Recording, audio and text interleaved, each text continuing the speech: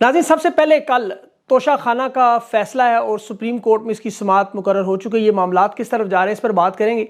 और इलेक्शन की जो तारीख है वो दिसंबर की दी जा रही है। इंतखाबात को लटकाने का जो मामला है, पहली मरतबा मगरिब की तरफ से बड़ा साफ साफ पैगाम आया और ये बड़ी सख्त वार्निंग है।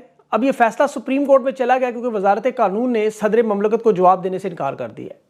अब इमरान खान की जो गैर कानूनी गिरफ्तारी है और इमरान रियाज की जबरी लापता है, उस पर बरतानिया में सिख बरादरी एहतजाज के लिए निकल आई। यही दुआ करते हैं कि गुरु साहब इमरान खान साहब के साथ अंग संग सहाय हैं और उनकी रक्षा करेंगे। ऑस्ट्रेलिया में जो सेनेटर ग्रीन के हैं वो एहतजाज कर रहे हैं, रैली निकाल रहे हैं। और दूसरी तरफ कंपनी के मशहूर साफ़ी हसन अयूब साहब जो है वो ट्विटर पर पैगाम भिजवा रहे हैं लोगों को कि 3 हफ्ते के बाद सख्ती का नया राउंड शुरू होने वाला है, प्रेस कॉन्फ्रेंस का नया सिलसिला। उस पर थोड़ा सा उन्हें जवाब देना ज़रा मैं मुनासिब समझूंगा। आखिर में हिंदुस्तान में S-400 लॉन्चर कश्मीर में नस्ब किया और डोनाल्ड ट्रंप का जेल से जो निकलने वाली एक तस्वीर थी वो $7 मिलियन इकट्ठी कर गई। लेकिन अदालत की खबर सबसे पहले तोशाखाना की, आपको पता है वो समाअत के लिए मुकर्रर हो चुकी है। उसमें जस्टिस एजाजुल हसन कल 3 रुकनी बेंच की समाअत करें। कल बड़ा अहम दिन है और इसके साथ साथ अदालत से ही मुतल्लिक लाहौर में जो इंसदाद दहशतगर्दी की अदालत है उसने डॉक्टर यास्मीन राशिद, खदीजा शाह, आलिया हमजा और तैयबा राजा वगैरह का रिमांड देने की दरख्वास्त का फैसला महफूज। तफ्तीशी अफसर कह रहा था कि डॉक्टर यास्मीन के मामले पर उन्हें तहकीकात की मजीद रिमांड चाहिए। 4 महीने हो गए, 72 साल औरत है, कैंसर की सर्वाइवर है, सर्जन है, मशहूर दुनिया, पता नहीं क्या मनवाना चाहते, चालान तो अभी तक पेश नहीं हुआ। अब अगर मैं बात करूं जो मौजूदा हुकूमत और उनके सहूलतकारों की सूरत हाल कुछ बड़ी अजीब सी है।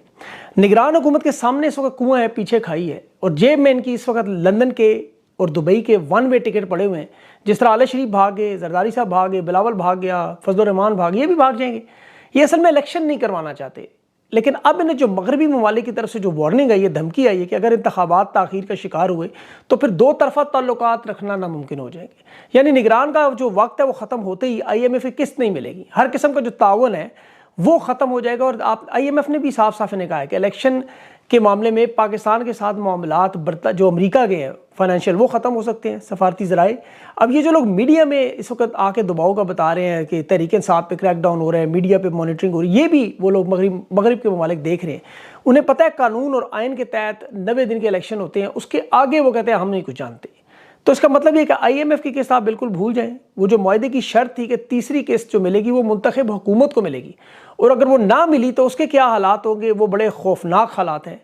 अभी निगरान वज़ीर आज़म की जो ज़ेर सदारत कौंसल का इजलास हुआ उसमें तमाम मनसूबे जो गुज़श्ता हुकूमत ने रखे थे वो मंजूर कर दी दोबारा इन्होंने। ज़राअत, मादनियात, तवानाई, सरमायाकारी के लिए बैनुल अक़वामी से इन्वेस्टर मंगवाना चाहते। पता नहीं ये कौन सी दुनिया में रह रहे हैं, अंदाज़ा नहीं कि हालात क्या हैं।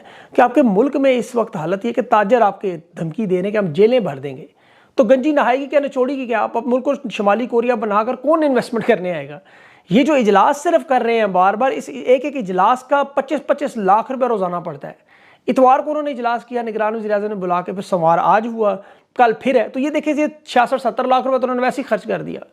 इनके दिलों में बाखुदा खौफ खुदा नहीं, वरना वो कोयटा में देखें जिस तरह इनका इजलास हो रहा था पहले, बाहर लॉन में लोग बैठे हुए हैं और 6 एयर कंडीशन बाहर लॉन में जहाँ ताज़ा हवा चल रही है उसमें बैठे हुए हैं। और जिस तरह लंदन में आले शरीफ क्या लगा रहे हैं, ये लगा रहे हैं। अगर ये मुल्क के साथ थोड़े से मुखलिस होते तो इनके आपको कभी दांत नजर ना आते, यकीन करें।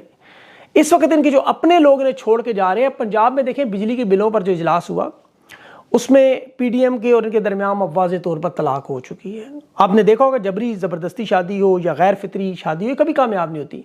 ज़बरदस्ती के जोड़े बनाए गए, बिलावल जुल्फ़िकार अली भुट्टो का नवासा अपने नाना के कातिल की बानी जमात जिसको नवाज शरीफ का रूहानी बाप ज़ियाउल हक कह रहा था, इन्हें ज़बरदस्ती बिठाया गया। 13 जमातों के आपस में जो तलाक थे वो एक नाजायज़ रिश्ता था, वो टूट गया। इन लोगों के दरमियान जिन्होंने दलाली कराई वो भाग गए।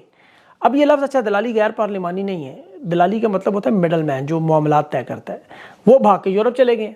अब उनके बयानात देखें, पीछे से इरफान सिद्दीकी कहता है जी गुज़श्ता हुकूमत में वज़ीर आज़म और वज़ीर ख़ज़ाना नून लीग के थे लेकिन हुकूमत नून लीग की नहीं थी। तो मतलब कि शहबाज शरीफ क्या वो BJP से, मोदी की पार्टी से है या कांग्रेस से है, वो नून लीग का सदर नहीं है, वो क्या लेपालक है, किसान का बेटा है, क्यों उसे नहीं मानते?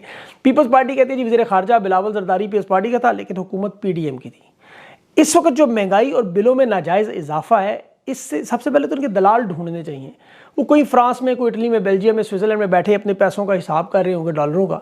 और इधर जनरल रानी साहिबा फरमा रही हैं कि जी मियाँ साहब को बड़ा दुख है महंगाई और बिजली के बिलों में इजाफे से, वो आएंगे तो बचाएंगे। और राना तनवीर कह रहा था कि महंगाई के जिम्मेदार जो वो निगरान हुकूमत, अंदाज़ा करें। आबद शेरली उसने तो वापडा पे डाल दिया, कहता है वापडा वाले चोर हैं। और JUIF फजल रहमान साहब जो वो महंगाई और बिजली के खिलाफ एहतजाज कर रहे हैं। ज़रा देखें, एक वो सस्ती तवाइफ का किरदार जो अदा करते हैं हर फिल्म में MQM, वो इस वक्त कोई जो हर गोद में बैठ जाते हैं, उनका ये हाल है कि बिजली के बिल कहते हैं कम ना हुए तो हम अवाम के साथ एहतजाज करेंगे।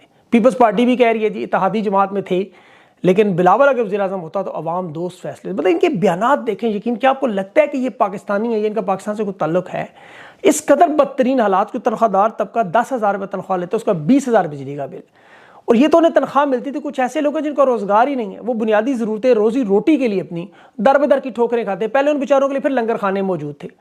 चीनी की बढ़ती हुई कीमत में देखें, दरामद पर पाबंदी लगी है और उसका बहरान जनवरी से शुरू हुआ। जनवरी में वारदात देखें, जहांगीर तरीन वाले शरीफ जिनकी चीनी 85 शुगर मिले, धड़ाधड़ इन्होंने एक्सपोर्ट करके सब्सिडी ली, आवाम के लिए चीनी नायाब हो गई। कच्चे के डाकू पक्के के डाकुओं के साथ मिले हुए हैं, शुगर माफिया मुकम्मल राज।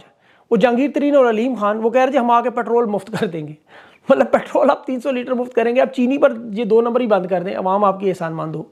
ये सब माफिया का किरदार अदा और इनका शर्मनाक प्रोपेगेंडा देखें। मैं पिछले वीलॉग में आपको बता चुका हूँ कि इमरान खान पर मीडिया को बैन लगा रहना चाहिए, क्योंकि दुनिया न्यूज़ समझ ये नहीं किया जहांगीर तरीन और अलीम खान की, कह रहे देसी घी में इमरान खान को देसी मुर्गा बना के IG साहब शायद अपने खुद हाथ से खिलाते हैं, और फिर वो देसी मुर्गा चूँकि हजम नहीं होता, फिर अटक की झील में वो कश्ती रानी करते हैं, बोर होते हैं, तो 120 इंच के TV हम उन्हें टाइटैनिक फिल्म दिखाते हैं, पूरा जहाज़ जिसमें डूब रहा होता है और तमाम ये ताकतवर लोग बैठे हुए वहाँ म्यूजिक सुन रहे होते हैं, जहाज़ तबाही। बिल्कुल वही हालात है।